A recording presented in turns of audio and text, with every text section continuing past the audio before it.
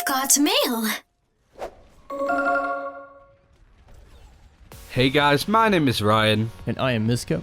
and welcome to Overwatch Central and another episode of the Meilbox. In this series of videos, what we basically do is get you guys to ask us a few questions regarding Overwatch, the channel, or anything really, and we go over them in a short and sweet video.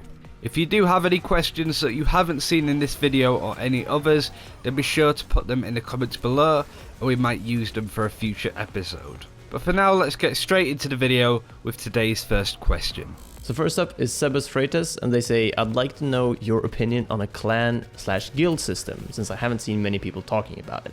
A guild or clan system would actually be a great way for people to get together and easily find people to play Overwatch with. We would love to have a guild with all of you in it as well, so we could play together and maybe even level up our guild if that would be possible. A system for teams to properly register in the game and have separate team ranks or MR would also be fantastic. There are definitely many things that Blizzard could do with it, and it doesn't feel like it would be too difficult to implement either.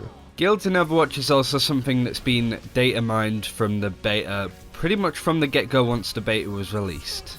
There were two strings pointing towards guilds, which were the words guild and guild officer. On the subject of stuff that was data mined, we've also seen things like progression unlocks, including sprays, skin themes, play of the game, which I guess means the stance or emote you do when you get to play the game, as well as other stuff. As Miska said, it would be a great way to keep our community tight within Overwatch as well as on YouTube and stuff. And if we could all work towards a common goal like a guild level or something, then that as well would be great. Vergay Tigers asked, how did you find out about Overwatch? PS Ryan, your voice is awesome. Thanks, mate.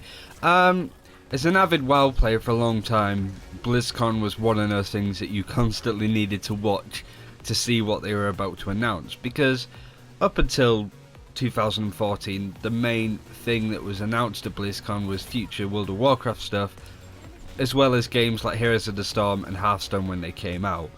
Now, Warlords of Draenor had just released 2 weeks before BlizzCon that year, so we weren't really expecting a huge amount of information regarding big announcements.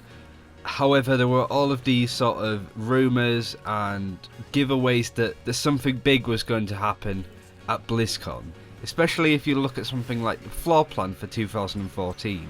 But certainly after Gamescom 2015, I started having a closer look, watching some of the gameplay footage on the YouTube channel, and kind of through that this channel happened, so it was a good time to sort of get involved and get around the hype of Overwatch. But yeah, heard about it before BlizzCon, was eager to see what this new IP was going to be, and it turned out to be as awesome as people thought it would be.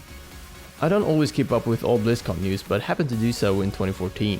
When Overwatch was announced, I was excited to see what Blizzard could do with it and follow the @PlayOverwatch account on Twitter. To be honest, I did forget about the game a bit until March, when the first on-campus playtest happened, and we had gotten some more news at PAX East 2015 as well. So I was reminded then and have been a fan ever since, basically. So that's how I found out and started following the game's development. Next up is Jamie Vargas, who asks, once the beta comes back, do you think you will be doing streams? It's difficult to say exactly when, as we've had several people tell us that watching Overwatch live streams can be difficult if you haven't played the game or know exactly what's going on. But we do have some plans in the pipeline for streaming on Twitch, so stay tuned and you can go follow us on there already if you feel like it. It's twitch.tv/Overwatch Central, and if you have any suggestions or requests for our live streams, then leave them in the comments below. We're always looking to expand, and Twitch is a platform that I love and I'd love to stream more, but it takes a lot of time, so we really need to do it right.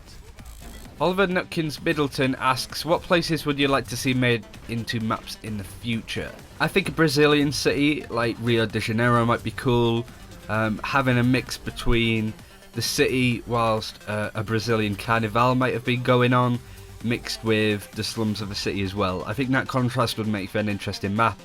Another city I thought would be pretty beautiful would be New Delhi, or in any Indian city really. I think there's a beautiful colour scheme and there's lots of monuments and stuff that the art team can create, and especially with Symmetra being from India, having that mix between you know, the Indian culture mixed with this sort of futuristic technology that Symmetra uses and creates would be interesting to maneuver around as well. Somebody in the comments said about the junk city where the junkers are from in Australia. Again, Australia would be a great city. Australia would be a great place to put a map. You've got two very identifiable characters there, having a mix between the bush in Aussie as well as this sort of junkers dystopia. I think they could take any place in the world, even not in the world, even maybe the moon base where Winston is from might be an interesting map as well. So there are plenty of options that they could take, and I feel that wherever they take us is going to be a beautiful map. I would love to see a really close quarters map with interesting flanks. Venice could be a good location and would provide some interesting scenery as well, and the canals could maybe work as a map hazard.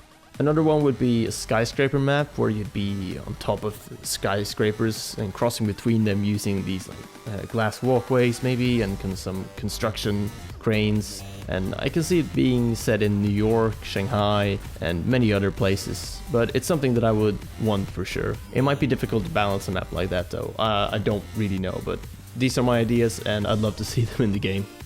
And last but not least, G-Soap asks, once the game comes out, would you be interested in doing a series where someone sends in footage and you guys critique it and explain what could have been done better or what has done well? And we were thinking of possibly turning our On Second Thought series into that eventually. We mentioned it briefly in yesterday's episode, and it's something we've been looking into doing for a little while actually. Some of you have already shown interest, but we can never have enough helpful comments to decide what we're gonna do, so please feel free to share your thoughts. We could also just keep our current format where we talk about the match, Overwatch in general, and whatever else springs to mind. It's up to you, you decide basically. It can go either way.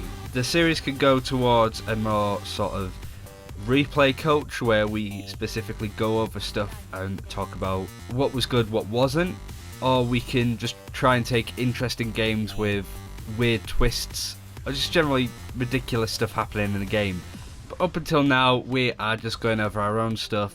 As we said in the last episode of OST as well, we will set up a Google form so people can send in footage for lots of different things. But we will let you know, but we'll keep practicing accordingly. And that's it for this episode of the Meilbox. Thank you very much for watching. Be sure to like the series if you want to still keep seeing it. If you do have any questions that haven't been answered, then please put them in the comments below. Subscribe for more Overwatch content if you haven't already. And until next time, take care and we will see you then.